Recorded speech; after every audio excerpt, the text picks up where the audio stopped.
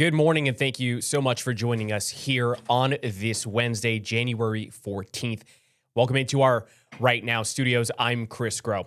We are going to dive into a conversation today about a topic that has been growing in intensity here on both the national and international stage. We're talking about Iran. Protests currently in the third week started out over economic concerns throughout the region, really throughout the country, but have since grown into calls for full regime change. Now, we do want to warn you here that some of the video that you may see, it may be disturbing to some because as we are hearing in our reports, as of Tuesday, sources inside Iran told CBS News that at least 12,000 and as many as 20,000 Iranians have been killed.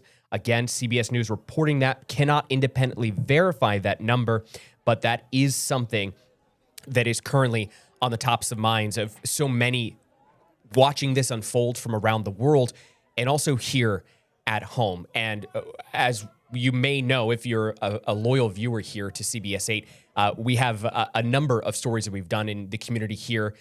So many who have fled Iran, who now currently live in San Diego. Our very own Neda Iranpour, in fact, told this remarkable story about her own mother's journey fleeing from Iran. We're going to share that with you right now before we jump into our larger conversation with Neda to unpack really so much that is going on inside of this country. But first, let's play this story. Fun memories from the 60s and 70s here in California, especially these teenagers at the beach living it up in Speedos and bikinis, sun-kissed and soaking up the good life. Believe it or not, these are images from my own family in Iran at the Caspian Sea. But look at the house. One of my favorite things to do is to look through my mom's old albums. Here's Mom with her cute outfit and her cute hair. That's my friend's wedding. But it wasn't always all fun. Unfortunately, my dad passed away at young age. I think was 30-some, so my mother raised us all up. We all went to college, we all graduated, we all have a good job.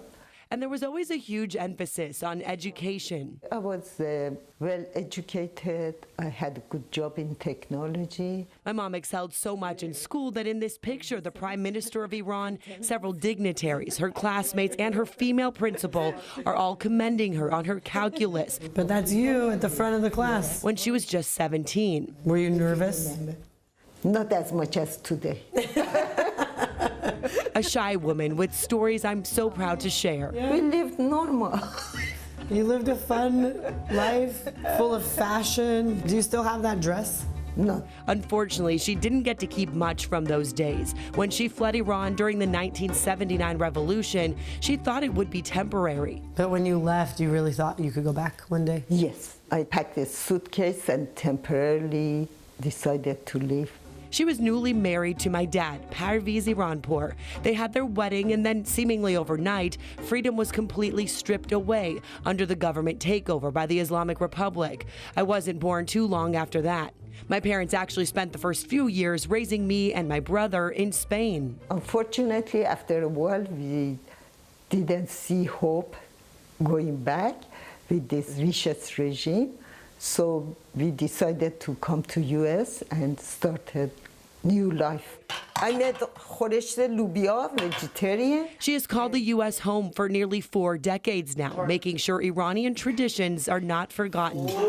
Now I have the bottom. Even with her arthritis, she chops organic vegetables and herbs and makes crispy rice and potatoes known as tadig. That's the Persian gold. It's so good. I try to make it to taste good so you guys can enjoy, we all can enjoy. From the traditional foods she grew up with to sitting around for hours drinking tea or chai.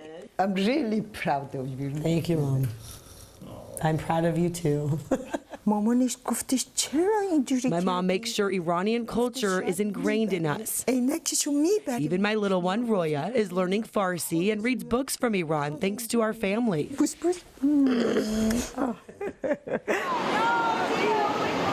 She also proudly takes the trolley to join other Iranians in weekly rallies. My heart is with them. Her wish is for all of us to one day go to a free Iran.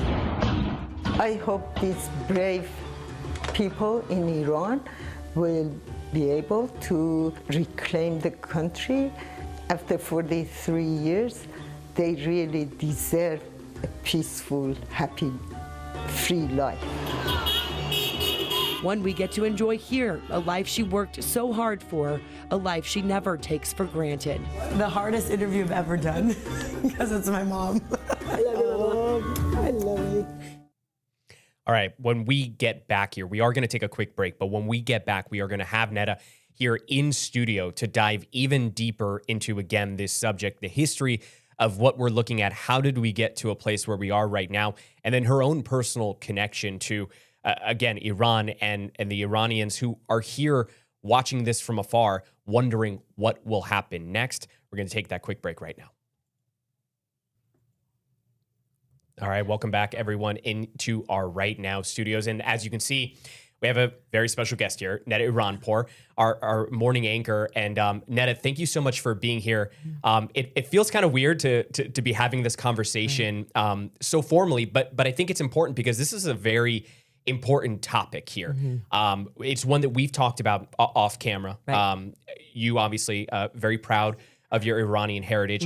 And then for me, also, I think we've been able to connect with my own history, being the grandson of Cuban exiles. And we've bonded over that, our sort of shared history of our family coming here and things like that. But now we're going to do it for our Right Now audience. Okay. You ready for that? No, I'm glad we can, because obviously this is affecting so many people. People are watching what's been happening in Iran.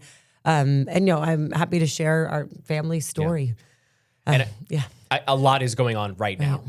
And while that is the theme of our show, I think it would be remiss if we did not take a step back here and talk about what life was like before the Islamic Revolution. And I think a lot of people forget about that very large part of Iranian history, though relatively short. We're talking about 1953, when Mohammad Reza Shah was installed. And I know that there were a lot of critics about how that was done. But I'm always curious to hear, in terms of the family and what you were taught, what were you told growing up to now about what life was like pre-Iranian Revolution? I mean, my family still talks a bit about like being a paradise. I mean, they lived a fun life and they had a huge focus on education. That's something my mom always instilled in us. All our cousins, you know, you have to get good grades. That was what they were taught from their parents and grandparents. So that was a big part of growing up in Iran. Women were obviously allowed to get an education then, before the revolution. And my family really grew up in this loving environment. They speak so highly of it because obviously these are fond memories before everything completely changed on them. But, you know, they walked to school. It was safe. They ate amazing food, the food that we still can enjoy here in San Diego and various places and at home. And that was a big part of bringing everyone together. Cousins were together all the time. So they grew up literally next door to cousins, living together, multiple generations living together. And my mom just shares these really amazing stories about her childhood, just surrounded by family and friends all the time. She, you know, went to school, they walked to school, after school, they had sports, they did volleyball, they did swimming, all kinds of things like what, you know, people in free countries can do. And, you know, a lot of people are surprised to think like, oh, she wore shorts, she wore short dresses and cute outfits. A drastic picture to what we see right now, right? Yeah, of course. So the pictures I love looking at because it's like my favorite thing to see what it was like then. I mean, in the 70s, they had the 70s style. It was like just beautiful people and love and culture and all of that, that they really wanted to make sure we knew and were proud of because, you know, as kids in America, I mean, we only saw, obviously, as we were growing up in the 80s, only saw after the revolution, the regime changed. The immediate aftermath. Right. And just, you know, on background on that, it was 1979 when my mom had to leave. And she literally packed a suitcase thinking she was just going to be gone for a few days. She just gotten married to my dad. And my grandma had already come to San Diego. And my mom thought, okay, I'll go see her. Maybe it's getting a little dangerous to be female here, is kind of how she was feeling. So she just packed a suitcase to come see Granny. And then just thought, you know, she was going to go back soon. And here we are now, 47 years later. She's never been back. And, you know, that part still brings a tear to her eye when she thinks about that. The fact that she wants to see it so bad. But when she left, there was this thing that this might be temporary and things will go back to normal soon. And it never did. So once the regime took over, obviously it was more of a danger to go back there. Just before things had started to get, I always liken the metaphor of the frog in boiling water, right? You don't know that the water is boiling until it's potentially too late. Did your mother ever talk about in the 60s or 70s? Because there's obviously there were a lot of concerns about income inequality. You saw that the Ayatollah was forced to leave Iran for criticizing the Shah. So there were these flashpoints. Does your mom talk about sensing something was happening before the revolution and having that? You mentioned your grandmother leaving, but sensing that something might be on the brink of happening like this. So what's really interesting is they're in the late 70s. Yeah. My dad, my uncles, a lot of our family were part of this movement of younger people who were advocating for freedom. So even under the Shah then, they felt like they still didn't have freedom. Things weren't perfect. Not perfect, right? Yeah. Now they look back and, they wish they had that. But at the time, they were given this narrative of there's going to be someone else that can come in to give you freedom. So a lot of people were out there protesting then in the late 70s, 78, 79 for freedom. And they wanted to have the Shah leave and have this new leader come in. And they were told this new leader was going to be their answer to equality. So think about that. That's who Ayatollah Khomeini was going to be, was telling everyone. There were these loudspeakers throughout all the streets and the neighborhoods and the houses where they would play these chants of this is your answer to freedom. And people were duped. I mean, that's literally what happened then. They thought we're going to protest for our rights and all of this then. And then this leader comes in and completely pulls this whole different regime on them where instantly everything was stripped away. So completely opposite of what they promised. Yeah, there was, of course, even just before the lead up to the actual revolution that was taking place. I mean, you saw that the Shah kind of felt things were happening, right? Martial law, troops opening fire against protesters in Tehran. The Shah and his family, they fled, initially described as a vacation, but then we shortly learned that never came back, right? Right. Because then Khomeini took over.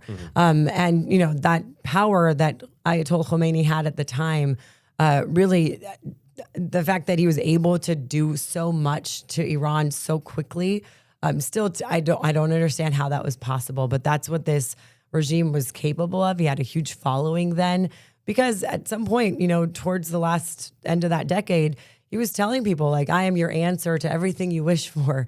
And then all of a sudden, everything you wish for is gone. And now no one's, feeling even like they're safe to be in their neighborhoods anymore. And we saw things changed rapidly. Especially when it comes for women's rights. Rights to women and marriage revoked. Revolutionary Guards began patrolling. Obviously, this is something that we still see to this day, patrolling, making sure that women were dressed in what they considered to be appropriate Islamic attire and so forth. Your mother at this point is out of the country, right? So is she seeing these reports? You guys had she had stopped in Spain. That's where you were born, right? So is she seeing this play out on the world stage? That's why she didn't go back. Yeah. I mean, she's seeing all of this. And then our family, some of them were still there trying to make their way out of Iran in, it was late 1979 and then early 80s, where a lot of our family, they were in a state of, where do we go? What do we do next? And my mom came to visit my grandma who was in San Diego, but then at some point my dad also was in danger and needed to leave. So so she was pregnant with me, by the way. So all of this was while, she was pregnant. I was born in 1980. She was here basically by herself in California.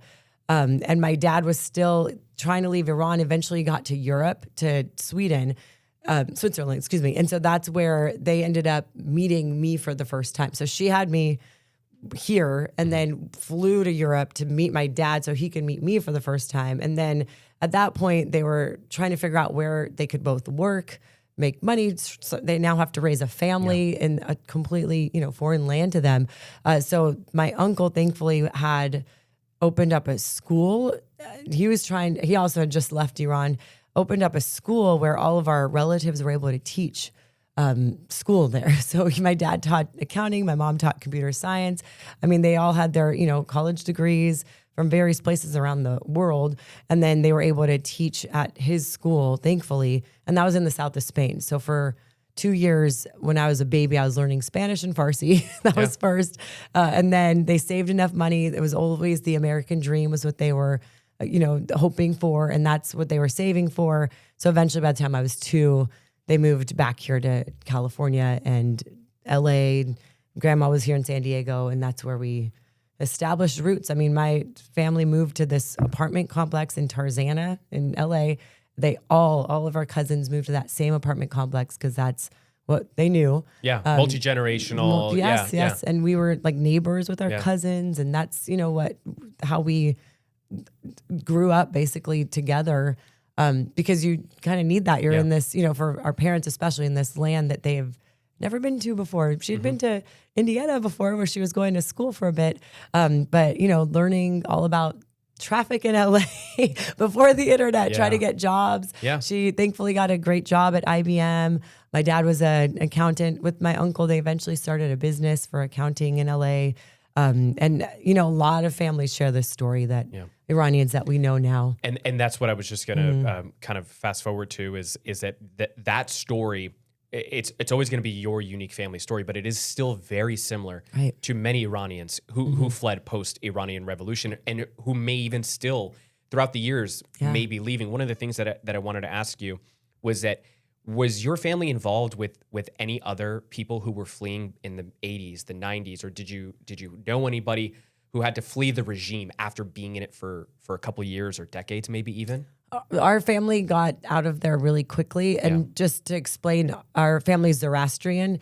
So our religion wasn't necessarily persecuted, obviously, before the revolution, but they did not feel welcome. It became an Islamic state. So anyone who didn't, follow these rules, didn't feel comfortable following these rules, were going to get in trouble. Right. So they feared, obviously, persecution in many ways, whether you're going to get arrested for not covering your hair or, dancing or anything you freely could do. They didn't want to raise kids in a country like that. And I always said, why didn't you guys stay and fight for your country, for your freedom, all of that? And they said it was impossible to do. And they had kids to raise and they wanted to obviously survive through that. So it was for pure survival that they had to leave, especially just not sharing the same religion. And, this is not anything against Islam. We have so many friends that are Muslim that, obviously everyone respects each other's religions. In our family, we certainly do. And it was more the mandates that, you have to follow this certain way or you risk your life. The weaponization of religion. Right. So then we fast forward to today and what we are experiencing. There have been talks. I'm sure you've heard of regime change in Iran for a number of years. And I'm assuming that's something that your family has hoped for. We seem to be at a boiling point right now. We've heard calls for regime change yet again, but I think it's important that we go through exactly what is happening in Iran. Huge economic uncertainty at this point. Inflation well above 40%. Something that I also thought was very interesting when I was listening to other reports here in preparation for this was that a lot of times when we saw uprisings, they would be very centralized to Tehran. Yeah, that is the cultural hub. That is the city of the capital of Iran. But a lot of these protests started off in the countryside, or at least the countryside began to join, which is not something that you normally see, right? Yeah, a lot of times they're, disconnected from the big city. But I think, as you mentioned, this initially started when the rial tanked and the value of that currency in Iran, basically worthless. And so everyone who works at the bazaars, for example, they had enough. They had nothing else to lose but to go out in the streets and finally protest to try to, change everything because they were, when you're working day and night, and the money you're making is worth nothing.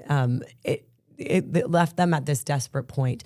And then now, once they started, trying to protest, obviously the economy, everyone else is also wanting change because of the regime. So it just now really catapulted into millions of people fighting to change this regime for multiple reasons, but mainly because they've been under this, dictatorship with the Islamic Republic ruling every move that they make in their life. And it's not just the economy, like the environment completely destroyed. There are areas where there's no water. You can't grow crops that way. There's no food. The pollution, the smog that's been there in Iran, the government never set up this infrastructure to protect people. They haven't been with that vision, right, since they took over. It was more for them what their mission was, which I can't get into the minds of them to even try to understand it. But I can see, as far as government leaders, they're not looking out for the people's best interest that we've seen. And I think that one of the things that we saw when we talk about another flashpoint here was the decision where Iran literally cut off phone and internet access. That happened. That was on the 8th of this month here. And then that's when we began. Again, this is why it's very important to point out that CBS is unable to independently verify this. But then that is when we began hearing reports begin to trickle out of there being shootings of these protesters, reports of snipers on the roof taking aim at civilians. Yeah. We're still waiting to hear today if the government's and the regime's plan for public executions is something that may be happening. We know we heard President Donald Trump comment on that in an interview that we'll get to in a little bit here with Tony DeCopel of CBS Evening News. But we really began to see things ramp up in terms of a retaliation against the protesters. What can you put me in the mindset of knowing that that country went dark, that there are loved ones? Forgive me, but there was someone that you had waited to find out if they were okay, and then when the internet came back on, you were able to get a voice message. Yeah. If you can just briefly explain. I mean, sorry, it's very emotional. Yeah. Because why else would a government shut down their access, right, to the world? They're doing horrible things to people and they don't want the rest of the world to know. So that's the complete control over this massive population of people. So to think about, these people are still out there, still trying because they have nothing left to lose. They're willing to die.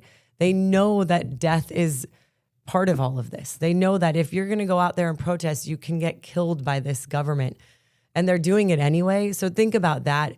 And, to wonder the people that you know and care about that are there in Iran, are they alive or not, and have no way to hear back. It is terrifying. And so many people here in San Diego are feeling this. We have friends who have lots of friends that are still there. My family's friends are still there. And it is like you're just in a constant state of like anxiety. The second I leave work every day, I've been crying just to release this buildup of, we cover this. We have to cover this, obviously, as journalists, and put out our own emotions and set that aside. But when you go home, it hits hard. So yeah, people were able to call out from Iran just yesterday morning. And that's when, like, my uncle sent me an audio message from his friend and a friend, and it's going through all these WhatsApp channels to, at least to try to circumvent. Is she alive? Yeah. Where are they? What are they hearing? And the things, I'm hearing from them, they're coming for us. They're yelling Hezbollah. There's a lot of different things, messages that people are hearing and getting. Obviously people they don't want to go through this, I guess, moment in history without trying everything they can to make this finally the change that they want to see in Iran. Because I don't know how they're able to get out there and know that there's snipers that could be shooting out them and they're still outside. Change is the word that we have been hearing. It is one that has been highlighted here. I think that is a good point for us to we're going to take a quick break, reset, and we're going to talk about, there have been a number of calls for regime change in a number of different ways, how it is that if that's a possibility, if that is something where U.S. intervention may be there, that is something that we're still waiting to see. But we're going to get into all the newsmakers who are talking about that. We're going to take a quick break, but we'll be right back. All right, welcome back, everyone, into our Right Now studio. I'm Chris Gros, joined here by Neda Iranpour, and we have been discussing Iran, how we got to this flashpoint in history, and now I want to jump into what we may see here. And CBS's Nora O'Donnell just recently completed an interview with Mohammad Reza Pahlavi. This is the son of the Shah, the leader prior to the Islamic Revolution. This is about a 3-minute interview here, a snapshot of it. But let's go ahead and play that, and then, Ned, I want to get your reaction to it. Thank you, Nora, for having me on your program. I want to talk about this violent crackdown all weekend long in Iran. What are you hearing? Well, it's a war between a regime against its own citizenry. The country is in full revolt.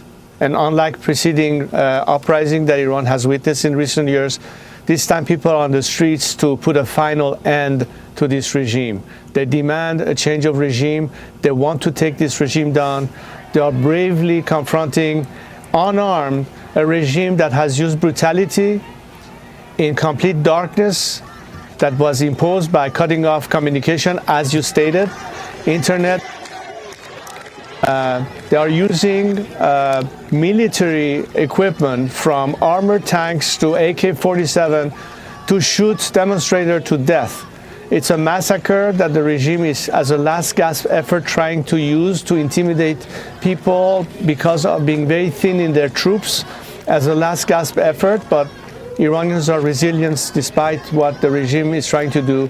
However, the most obvious question is, are we alone in this fight, or will this time the world respond to this brutality and come to their help and assist them to make sure that this time they will win, and this regime, which is on the verge of collapse, will finally concede and end this atrocity?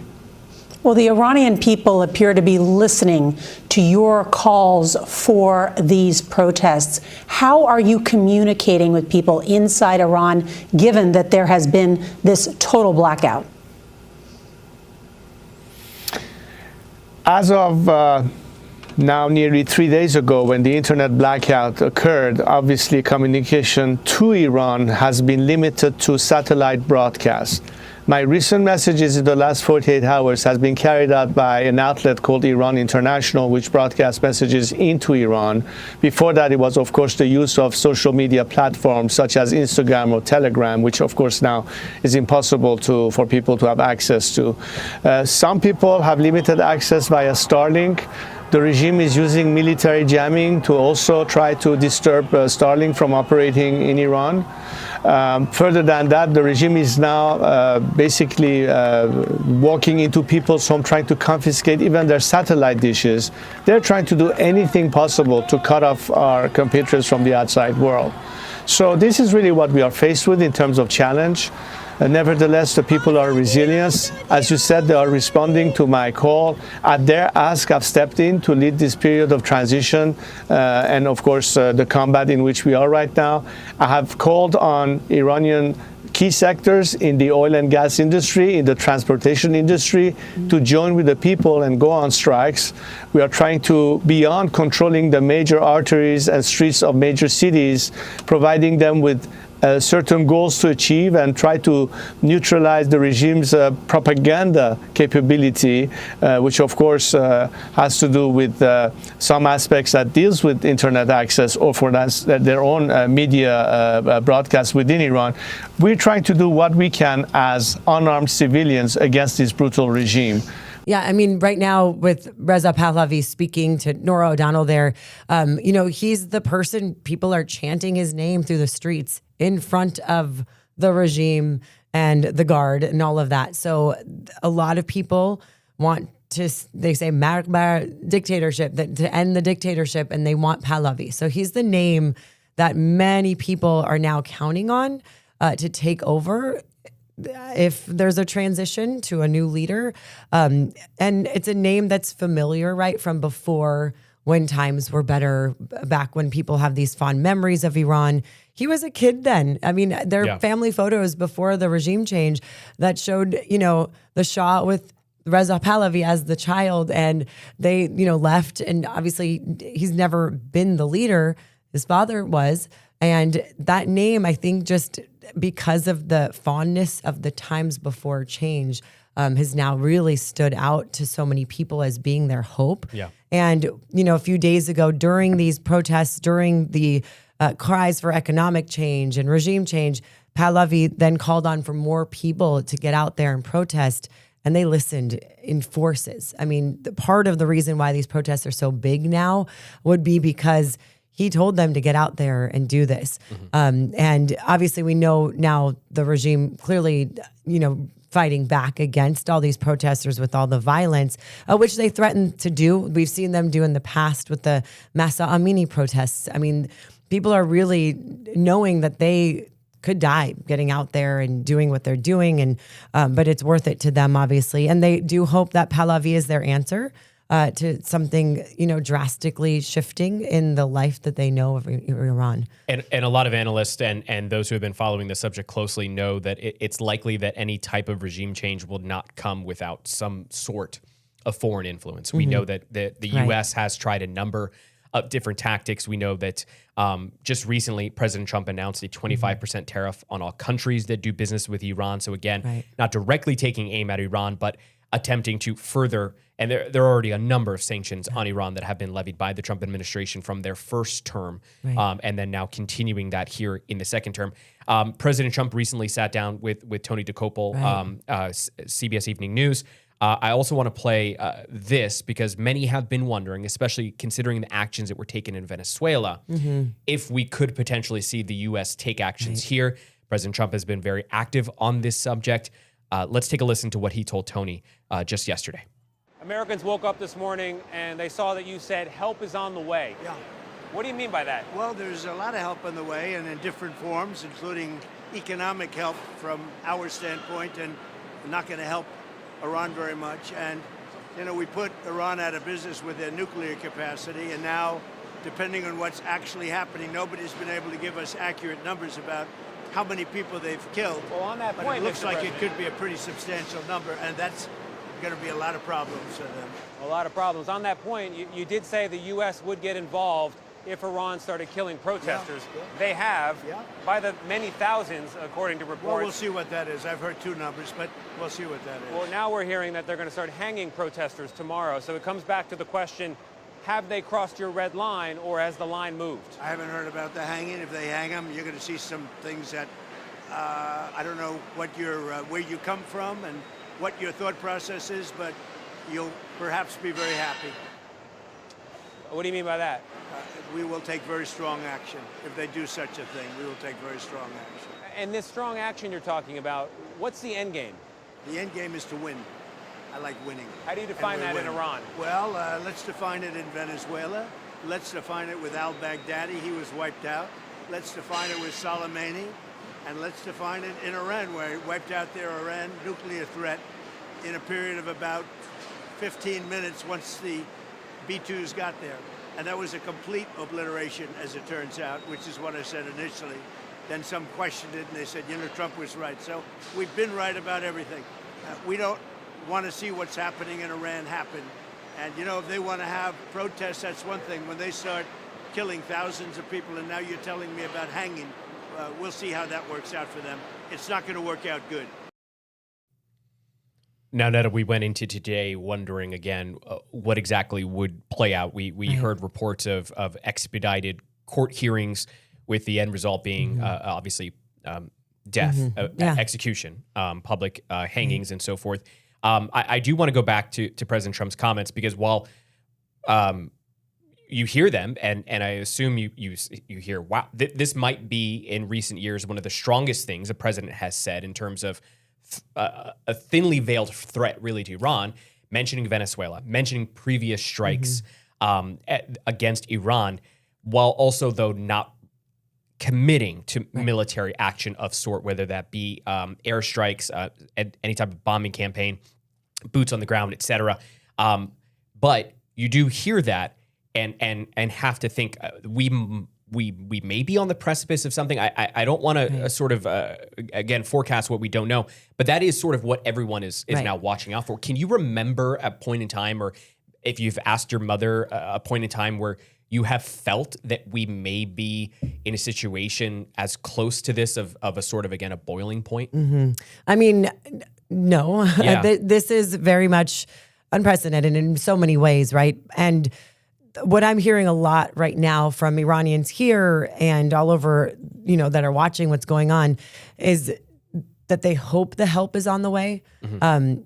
President Trump's words, help is coming, keep protesting. A lot of these Iranians there are, believing that and hoping the same. And they're obviously out there in droves because they believe this is their chance to actually get that help. So at this point, to see tangible evidence of what that is, I think might be reassuring to many Iranians who are worried that, what if there's no help coming? What is there? Are these lives, obviously ending for no reason at all? I mean, is this going to be another case where these protests end in no change? And that's the biggest worry right now, obviously, for so many people, because nobody wants these thousands of people to have died for nothing. Yeah. And right now, everyone's hanging on to every word from politicians. They want to see actual action happening. If there's, some sort of help the U.S. can give to overthrow the regime, that's been the resounding wish for many people here and there.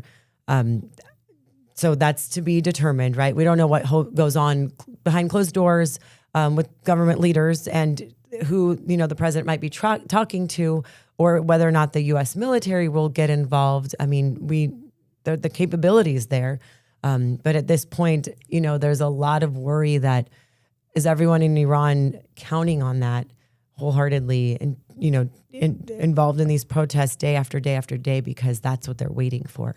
And if something happens, in which direction will they go? There were obviously a lot of thoughts about Venezuela, and when someone like Nicolas Maduro is no longer in power, the question was, the first press briefing to the president was, well, what happens with Venezuela now? And I think a lot of people were very caught off guard when the answer was, well, we're going to run Venezuela. And then it was the vice president of the same regime.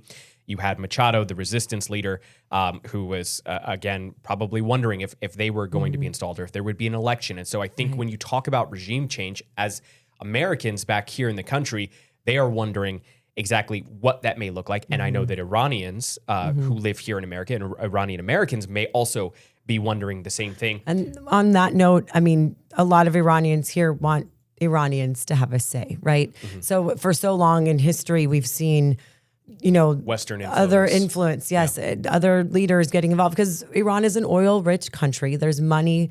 And we don't know what kind of deals can be made, right, with different leaders of different countries working on plans that the civilians don't know. And at this point, I think we've seen that obviously not end well for so many different countries, And at this point, if the Iranians can have a say in who's in charge of their lives, that's the simple ask. I mean, it's obviously sounds simple, but it's not. It's very complicated with the history we've seen. But, that is what many people here and there are wishing for. And so now, if we can go back to President Trump, and again, the sort of thinly veiled actions that he sort of alluded to here, there have also been some sort of inklings as to what potentially may be happening, or maybe even using those as a way to sort of flex as well too. We know that on the Truth Social post on Tuesday, this, of course, being just yesterday, quote, Iranian patriots keep protesting, take over your institutions, save the names of the killers and abusers. They will pay a big price. I have canceled all meetings with Iranian officials until the senseless killing of protesters stops. Help is on its way. Make Iran great again. The U.S. Embassy has advised Americans in Iran to leave 3 times in the past 5 days, asks them to relocate to Turkey or Armenia by land. And then this is also an update that we learned today. Military personnel at a key base in Qatar advised to evacuate by Wednesday evening, so by tonight. And again, likely, coming after Iranian senior officials mentioned a prior attack there. We know that after the nuclear capabilities of Iran were bombed, that we saw strikes being aimed towards the airbase in Qatar We know that obviously no service members were hurt or injured in that, but of course the fear was the retaliation may harm service members there.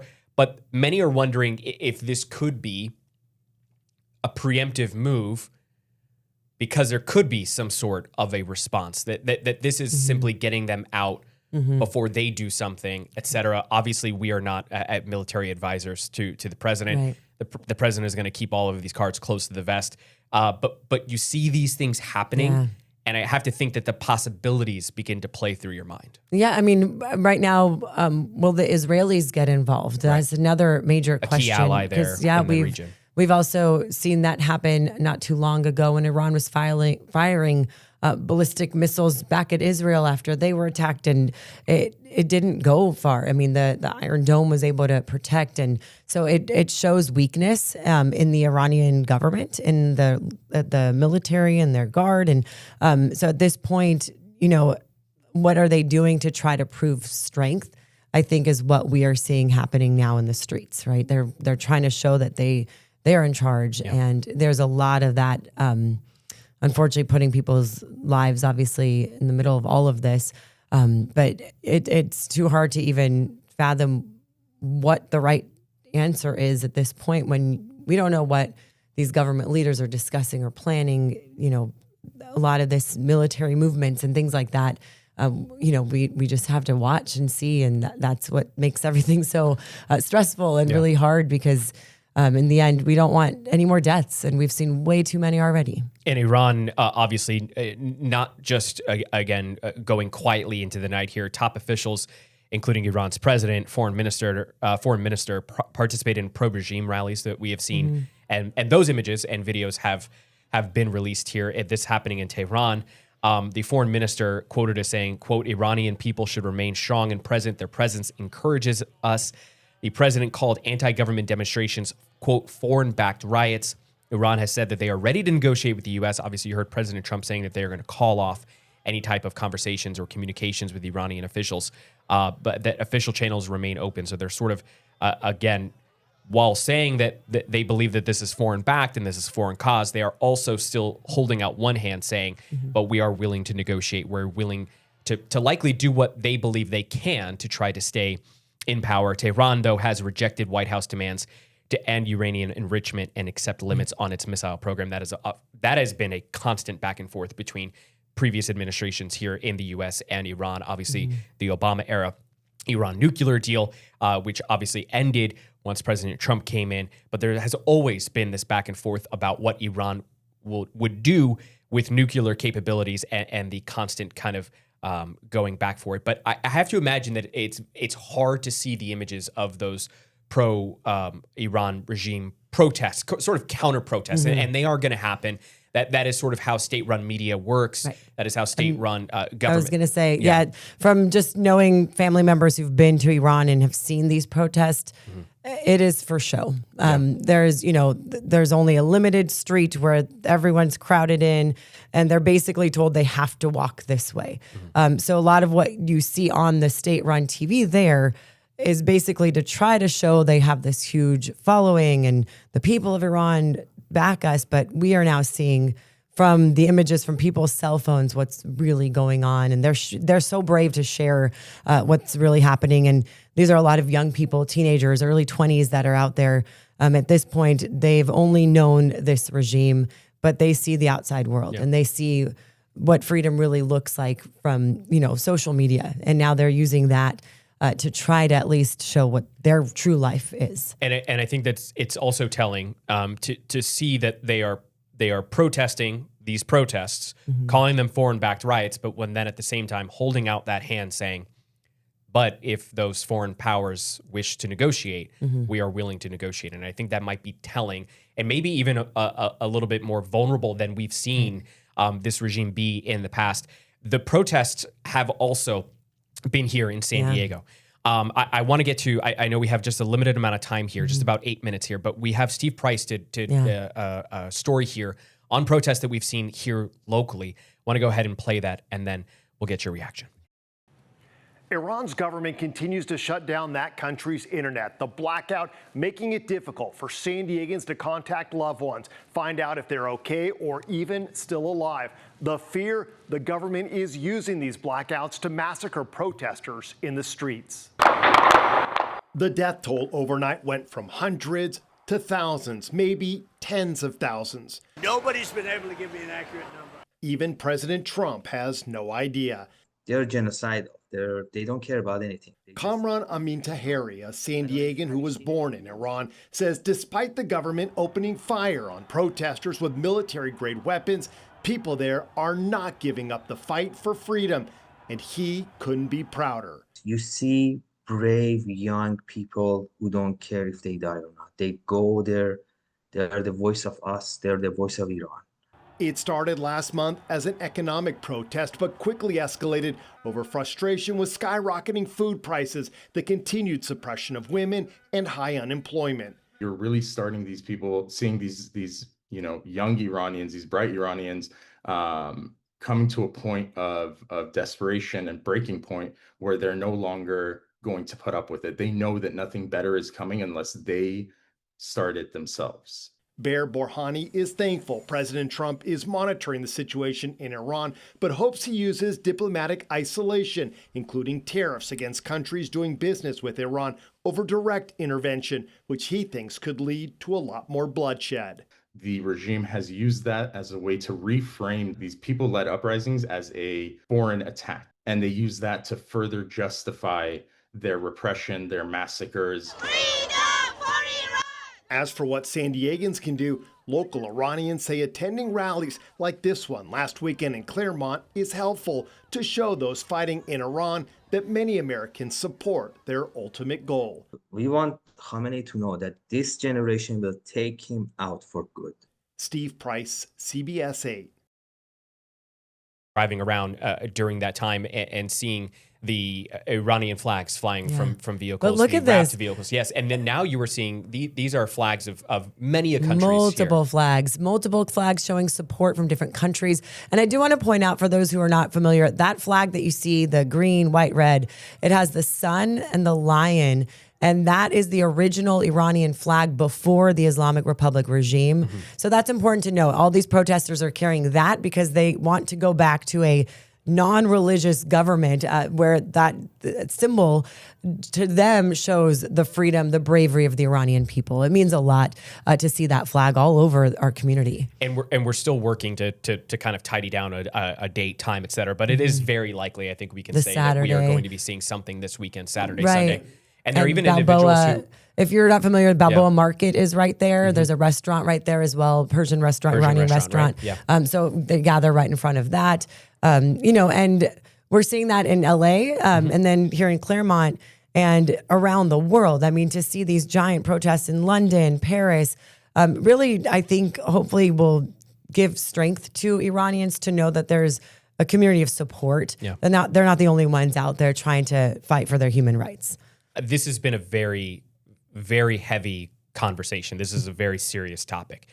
So I do want to take a moment here while we have a couple of minutes left to just talk about the things that you have carried on with you that you now impart upon your own family.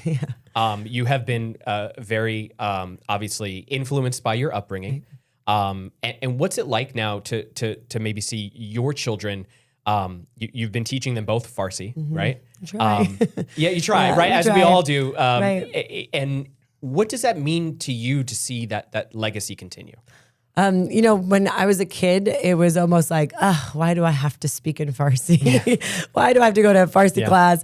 And now I'm so grateful that my family made sure we spoke Farsi in the house. Mm-hmm. The music, the food, all of that, what makes up cultures, to me is something so special. And ever since all of this has been happening, I every day listen to these songs that my dad used to listen to. Moen was like this older singer that he sings this song called Esfahan, and it's all about I want to go back there to enjoy the life that they knew. And I am bawling, and to the point where my son, who's 2, he's like, "Knock it off, mommy," because I just can't hold it back. I want my kids to go to Iran one day. My mom wants to take us to Iran one day to show us where she went to school, where she grew up. And at this point, I mean, obviously things are horrific there, but there's this feeling, I think, among a lot of people that, hey, maybe we finally will get to go in my mom's lifetime. And just the thought of that gives me the chills. To book a flight to go to Iran and feel safe doing so with my kids, that is the ultimate dream for our family. It is one I'm sure that many share here in this country. I have to say, you have to give yourself a little bit more credit here when it comes to teaching the Farsi, because sometimes we'll be together, we'll have the kids together, and either Roya or Ramin will say something in Farsi, and I'm like, huh? And you'll be, oh yeah, it's Farsi for this. So they will interchange between the two. And they're little blondies. So yeah, people are always caught off guard because they will like know word for ankabut, the spider. And the other day I didn't remember it, but my daughter did. And so they're learning. And we thankfully here in San Diego have the Iranian School of San Diego, the Persian Cultural Center. And these places, are places we go to learn, to take part in a lot of the celebrations that we do every year for Nowruz, the Persian New Year, for Shab Yalda. There's a lot of different events that we get together to kind of teach them why we do these things, and the beauty that you're not, the only blonde Farsi speaking child in San Diego. There are others actually. And, as so many cultures are now obviously, having children, mixed cultures, it's beautiful to see that we have the opportunity to share our cultures in town. I mean, that's the backbone. We are free to do it. Yeah. And then that's the backbone of cultures is you mentioned a number of those building blocks. It's language, it's food. Yeah. Food, which can be so comforting. Yeah. Where do you go? You mentioned the Balboa Market. Is that sort of where you go to like reconnect with your Persian culinary? It smells great in there, I will say. I mean, that's more to, buy the Persian New Year, the things that we put on our table. We go there for some of the cucumbers and the fruits and all of that. So that's one spot. There are some restaurants in town too. I was just actually in La Jolla telling my daughter, me and my grandma used to go to this one Persian restaurant there that's no longer, but the memories of that spot was really near and dear. I mean, enjoy kebab, I don't know, but mom's house is always the best. Mom brings us food and she feeds us well, and I want to learn everything she's made, and she tries to give me a dash of this and a little bit of that. I mean, I'm like, I need the recipes. I know. And you know keep it going. You really do have to remember to keep it going. Yeah. Neda, thank you so much for again, kind of shedding the layers, being vulnerable, sharing with us your own history, your family's history. It's very important, and we will continue to remember that while we continue to cover this story, which has so many ramifications. So thank you so much for joining us, Thank you Neda. for this opportunity. Thank you for thinking about the Iranians, too. Of course. All right, well, that is going to do it for us here on this Wednesday. We will be back soon, but for now, we are going to go ahead and end things. Thank you.